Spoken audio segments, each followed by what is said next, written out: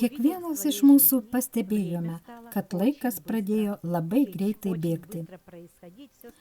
Viskas daug greičiau vyksta, pildosi ir šis gyvenimo greitis liečia kiekvieną žmogų. Dauguma žmonių pastebėjo, kaip greitai viskas tampa realybė.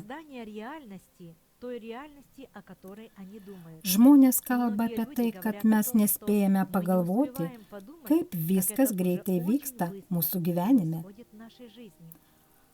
Daugumas užduoda klausimą, kas vyksta, kas buvo pirminis mano noras, ar ta realybė, kuri man realizavosi.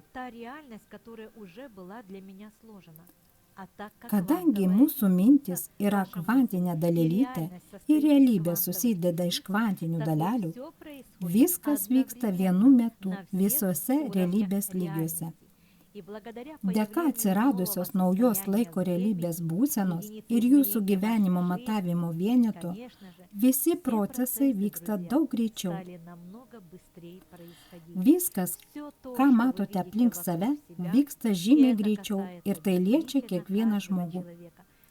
Dėka kvantinio šuolio laiko tėkmė tapo greitesnė, bei pasireiškė ketvirto išmatavimo nauja gyvenimo realybė. Tai ne viskas, mano mėlėjai.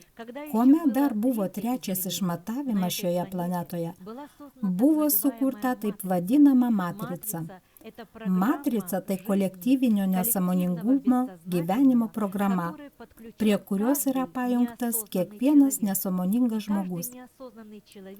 Kiekvienas nesąmoningas žmogus yra įtakojamas matricos. Toks žmogus pabudęs ryte, nemokantis valdyti savęs bei savo minčių, dėl greitos gyvenimo tėkmės akimirksniu gauna matricos programas. Matricos programos yra griaunančios. Pagrindinė iš jų yra skaidyk ir valdyk. Tai atsiskyrimo programa, kur kiekvienas save skaito geresnių, švaresnių už kitus. Tai skaidymo programa. Tokie žmonės randasi nuolatinėje analizės skaidymo būsenoje, be vienybės.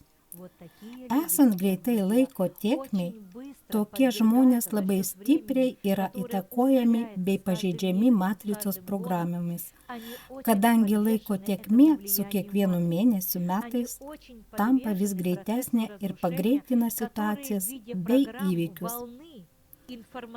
Nesuvokiant tokios realybės žmonės yra labai įtakojami matricos programomis, taip pat griuvimo procesais. Jų smegenys programinių, banginių, informacinių būdų gauna bei įsisavina programas, kurios įneša griuvimo procesus žmogaus smegenyse. Žmogus nesuvokia, kaip tai vyksta. Toks procesas vyksta beveik su kiekvienu savęs nevaldančiu, nesuvokiančiu bei nesąmoningu žmogumi.